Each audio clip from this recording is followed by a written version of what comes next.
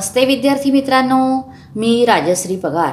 माझ्या चॅनलवर आपलं खूप खूप स्वागत. विद्यार्थी मित्रांनो, आज आपण बघणार आहोत इयत्ता 9वी विषय भूगोल प्रकरण 9 व्यापार या 9व्या प्रकरणाचा पहिला भाग या ठिकाणी आज आपण बघणार आहोत. चला तर मग बघूया व्यापार हे प्रकरण. विद्यार्थी मित्रांनो, आपल्या गरजेच्या वस्तू आपण आपल्या परिसरातून, दुकानातून, बाजारातून किंवा मॉल इत्यादी ठिकाणामधून खरेदी करतो. मग बहुतेक सर्व विक्रेते स्वतः कोणताही माल किंवा सर्व वस्तू बनवतात का? नाही. तर त्या वस्तू ते कोठून तरी आणतात. या सगळ्याच वस्तू आपल्या परिसरामध्ये तयार होतात असं नाही. आता या वस्तू अनेक दूरदूरच्या ठिकाणी तयार होतात. घाऊक बाजारपेठ, कारखाने, कृषी उत्पन्न बाजार समित्या इत्यादी ठिकाणाहून ह्या वस्तू प्रथम किरकोळ विक्रेत्याकडे येतात आणि पुढे मग ते आपल्यापर्यंत त्या पोहोचतात. म्हणजेच दैनंदिन जीवनात आपल्या विविध गरजा असतात आणि ह्या गरजा पूर्ण करण्यासाठी आपण विविध वस्तूंची खरेदी करत असतो.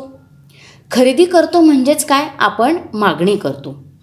तर या वस्तूंची मागणी पूर्ण करण्यासाठी वस्तूंचं उत्पादन केलं जातं आणि वस्तूचा पुरवठा उत्पादक करत असतो, म्हणजेच त्या घाऊक व्यापाराला तो विकतो.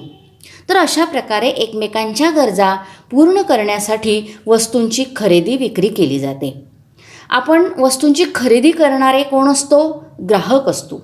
तर वस्तूंचं जे उत्पादन करणारे असतात त्यांना उत्पादक किंवा विक्री करणारे विक्रेते असं म्हणतात.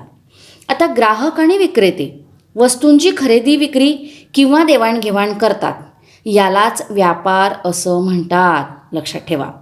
मग आता व्यापार ही एक खूप महत्त्वाची अशी आर्थिक क्रिया आहे. विद्यार्थी मित्रांनो, समाजातील लोकांचे आर्थिक जीवन हे एकमेकांवर अवलंबून असतं. आता कोणताही प्रदेश किंवा कोणताही देश हा स्वयंपूर्ण नसतो. म्हणजेच लोकांच्या गरजा पूर्ण करण्यासाठी दोन प्रदेशादरम्यान त्या ठिकाणी व्यापार होणं गरजेचं असतं. प्रत्येक प्रदेशाची भौगोलिक परिस्थिती ही वेगवेगळी असल्याने प्रत्येक देशात विशिष्ट वस्तूंचंच उत्पादन होत असतं. मग आता ज्या ठिकाणी एखाद्या वस्तूची कमतरता असते तिथे त्या वस्तूला मागणी असते आणि ज्या ठिकाणी वस्तूचं उत्पादन हे अतिरिक्त होतं तेथून त्या वस्तूचा पुरवठा केला जातो. तर अशा प्रकारे अतिरिक्त उत्पादन असणाऱ्या प्रदेशाकडून तुटवडा असलेल्या प्रदेशाकडे वस्तूंच्या मागणीनुसार पुरवठा होत असतो. म्हणजे उदाहरण द्यायचं झालं तर समजा जम्मू काश्मीरमध्ये होणारं सफरचंदाचं उत्पादन हे भारतातील इतर सर्व राज्यांमध्ये मागणी असलेल्या ठिकाणी काय केलं जातं? पाठवलं जातं.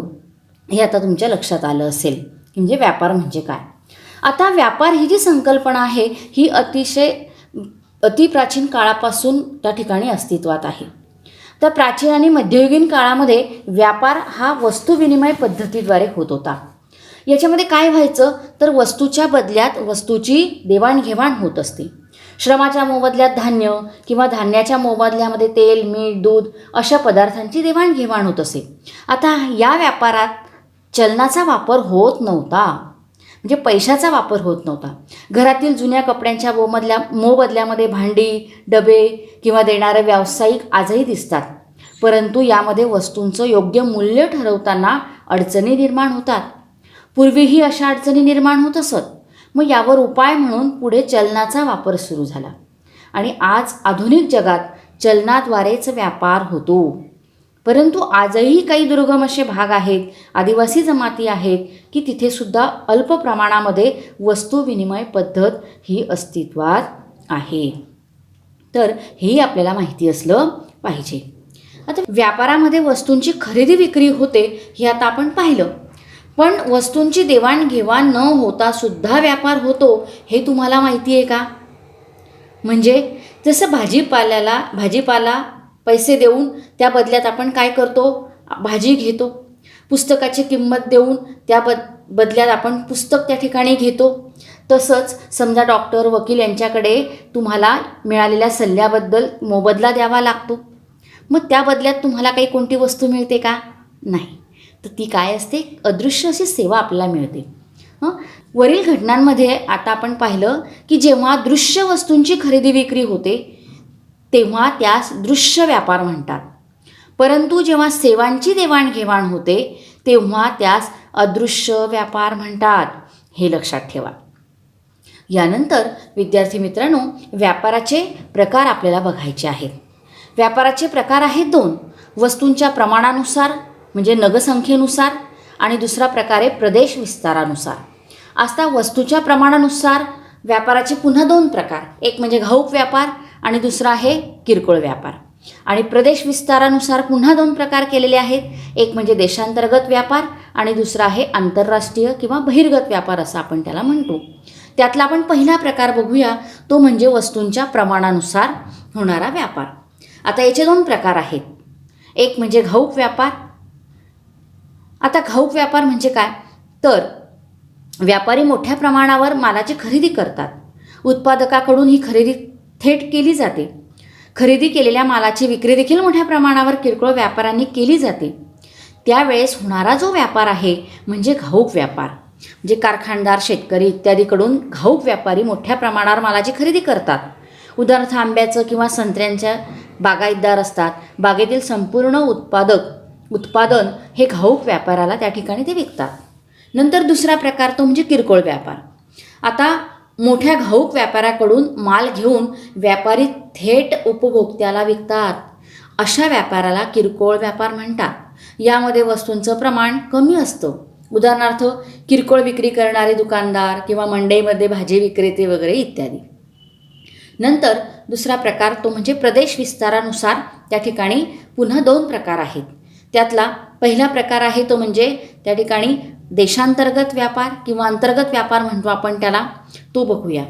आता एकाच देशातील वेगवेगळ्या प्रदेशामध्ये हा व्यापार होतो. देशाचा आकार, साधन संपत्तीची उपलब्धता, विविधता आणि वितरण यांचा परिणाम प्रामुख्याने देशांतर्गत व्यापारावर होतो. लोकसंख्येचं प्रमाण, वाहतूक, संदेशवहन सुविधा, लोकांचं राहणीमान या सर्वांचा परिणाम या ठिकाणी या देशांतर्गत व्यापारावर होत असतो. यातला दुसरा प्रकार आहे तो म्हणजे आंतरराष्ट्रीय व्यापार. आता आंतरराष्ट्रीय व्यापार म्हणजेच एका देशाचा इतर देशांशी होणारा वस्तू व सेवा यांचा विनिमय असतो. मग आता काही देशांमध्ये विशिष्ट वस्तूंचं अतिरिक्त उत्पादन होतं, ते मागणी असलेल्या देशांकडे पाठवलं जातं आणि यातूनच मग आंतरराष्ट्रीय व्यापाराची काय होते, सुरुवात होते. आता विद्यार्थी मित्रांनो, आंतरराष्ट्रीय व्यापार जेव्हा 2 देशांमध्ये होतो तेव्हा त्या व्यापाराला द्विपक्षीय व्यापार असं म्हणतात.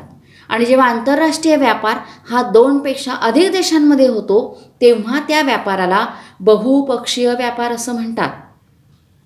काही देशांमध्ये गरजेपेक्षा जास्त वस्तूचं उत्पादन करतात. उदाहरणार्थ सौदी अरेबिया, कुवेत या देशांमध्ये खनिज तेलाचं उत्पादन मोठ्या प्रमाणावर होतं. कॅनडा, संयुक्त संस्थाने या देशामध्ये गहूचं उत्पादन होतं. मग हे उत्पादन मागणी करणाऱ्या देशांना पुरवलं जातं. तर असं या ठिकाणी हा आंतरराष्ट्रीय व्यापार. यानंतर पुढची एक संकल्पना आहे ती म्हणजे आयात व निर्यात. आता आयात व निर्यात या आंतरराष्ट्रीय व्यापारामधील मूलभूत अशा क्रिया आहे. जेव्हा एखादा देश आपल्याकडे कमतरता असलेल्या वस्तूंची किंवा सेवा इतर देशांकडे विकत घेतो, इतर देशांकडून विकत घेतो, तेव्हा त्या क्रियेला आयात असं म्हणतात. आणि जेव्हा एखाद्या देशात गरजेपेक्षा जास्त उत्पादन केलं जातं आणि ते उत्पादन गरज असलेल्या देशांना विकलं जातं, त्या क्रियेला निर्यात असं म्हणतात. पुढचा मुद्दा आपण घेऊया तो म्हणजे व्यापार संतुलन. एखाद्या देशाच्या विशिष्ट काळातील आयात व निर्यात मूल्यामध्ये असलेला फरक म्हणजे व्यापार संतुलन होय. व्यापार संतुलनाचे प्रकार या ठिकाणी आहेत. आता पहिला प्रकार आहे तो म्हणजे प्रतिकूल व्यापार संतुलन, की जेव्हा आयातीचं मूल्य हे निर्यातीच्या मूल्यापेक्षा जास्त असतं तेव्हा प्रतिकूल व्यापार संतुलन होय, जे आपल्याला चित्रामध्ये दिसतं आहे. नंतर जेव्हा निर्यातीचं मूल्य हे आयातीच्या मूल्यापेक्षा जास्त असतं तेव्हा ते अनुकूल व्यापार संतुलन असतं.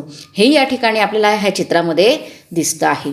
पण जेव्हा आयात व निर्यात मूल्य हे जवळपास सारखंच असतं तेव्हा त्यास संतुलित व्यापार असं म्हणतात. हे या ठिकाणी आपल्याला या आकृतीवरून स्पष्ट करता येतं.